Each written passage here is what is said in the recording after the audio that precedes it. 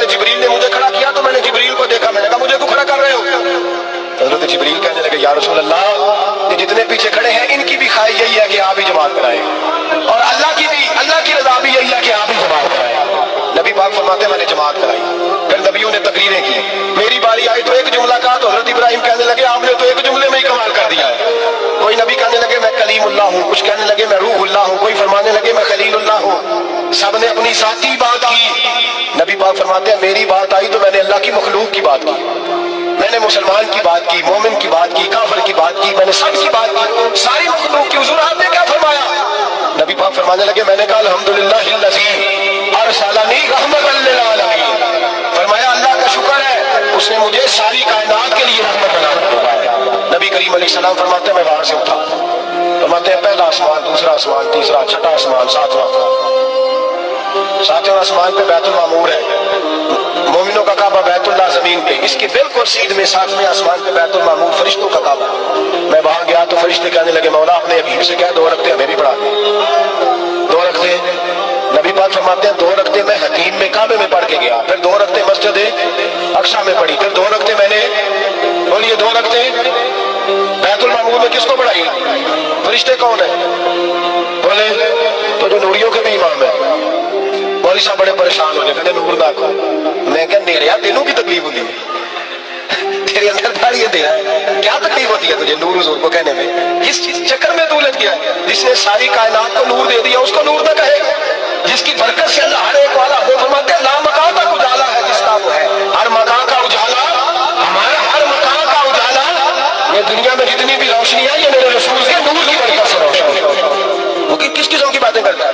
نبی کریم صلی اللہ تعالی علیہ وسلم فرماتے ہیں فرشتوں کی میں نے جماعت کرائی۔ اچھا جی نماز کس دن فرض ہوئی؟ فرض کس دن ہوئی؟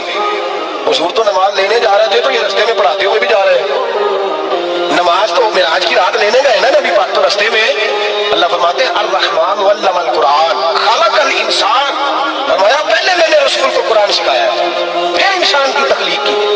نماز بعد میں فرض ہوئی امت کے لیے، نبی پاک کو تو اللہ نے سارے علوم پہلے سے عطا فرما دیے، سارے علوم۔ اس کا مطلب یہ بھی ہوا کہ نماز سے چھٹی مل سکتی، کعبے میں بھی نماز، بیت المقدس میں بھی، بیت المعمور میں بھی، بیت اللہ میں بھی، ہر جگہ ہی۔ تو جو بھاگنا چاہے نماز سے بھاگ سکتا، اس لیے کہ معراج میں جگہ جگہ نماز ہے، نماز ہی نماز ہے ہر جگہ۔ اللہ کے حبیب فرماتے ہیں بس 7ویں آسمان پہ گئے تو جبریل رک گئے، کوئی رہ فلک اتے یار گیا، ایک جا سدراتے ہار گیا، ایک کالیاں زلفا والا سی جڑا لنگر شاہ سے بھی پار گیا۔ نبی پاک فرماتے ہیں جبریل ٹھہر گئے، میں نے کہا چل، کہنے لگے یا رسول اللہ آگے گیا تو میرے پار جل جائیں گے۔ حالانکہ مولا رومی کہتے ہیں نہیں، اگر حضرت جبریل ساتھ جاتے تو کچھ بھی نہیں ہونا تھا، بلکہ جبریل کی موج لگ جانی تھی۔ اور ایک اور بات، جب یہاں رکے نا تو نبی پاک نے فرمایا چل تو نہیں جاتا تو کوئی خواہش ہی بتا دے اپنی۔ تو حضرت جبریل کہنے لگے یا رسول اللہ میری خواہش یہ ہے جب قیامت کے دن آپ کے پرہیزگار امتی پل صراط سے گزرے تو اللہ مجھے نیچے پر بچھانے کی توفیق عطا فرمائے، یہ میری خواہش ہے۔ نبی رحمت صلی اللہ علیہ وسلم فرماتے ہیں میں وہاں سے آگے بڑھا گیا، حضرت جبریل بھی رہ گئے، میں پھر وہاں سے پھر رب کریم کے حریم خاص میں۔ نبی پاک فرماتے ہیں اس رستے میں نے بڑا کچھ دیکھا، جنت دیکھی، دوزخ دیکھا، فرشتے دیکھے، حوریں دیکھی، غلمان دیکھے، بڑا کچھ دیکھا۔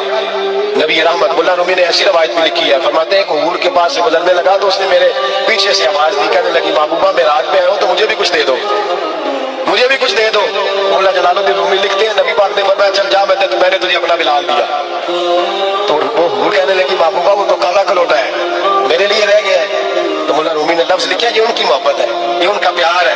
فرماتے ہیں محبوب فرمانے لگے تو کالا کہہ رہی ہے، ابھی تو میں نے اس سے پوچھا نہیں، پتا نہیں تجھے پسند بھی کرتا ہے کہ نہیں، تجھے قبول بھی کرتا ہے کہ نہیں، ابھی تو میں نے اس سے پوچھا ہی نہیں۔ فلک اچھا ہے کمر پہ نہ ہلال اچھا ہے، تیری نظر بینا ہو تو دونوں سے بلال اچھا ہے۔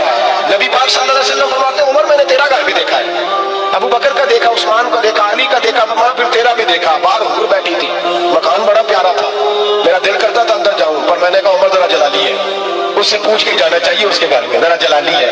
صحابہ کہتے ہیں فاروق اعظم چیخ مار کے کہنے لگے میں کہاں، میرے اس کی حقیقت کتنی، مجھ سے 100 لاکھ کو کافی ہے اشارہ تیرا۔ یا رسول اللہ عمر کو اگر گھر ملے گا تو آپ کی قدموں کی برکت سے ملے گا۔ یا رسول اللہ آپ یہ کیا فرما رہے؟ نبی پاک فرماتے ہیں میں بارگاہ خداوندی میں پہنچا، بارگاہ خداوندی میں پہنچا، اللہ نے فرمایا ابھی میرے لیے کیا لائے ہو؟ میں نے کہا مولا وہ لایا ہوں جو تیرے پاس کوئی نہیں، جو تیرے پاس کوئی نہیں۔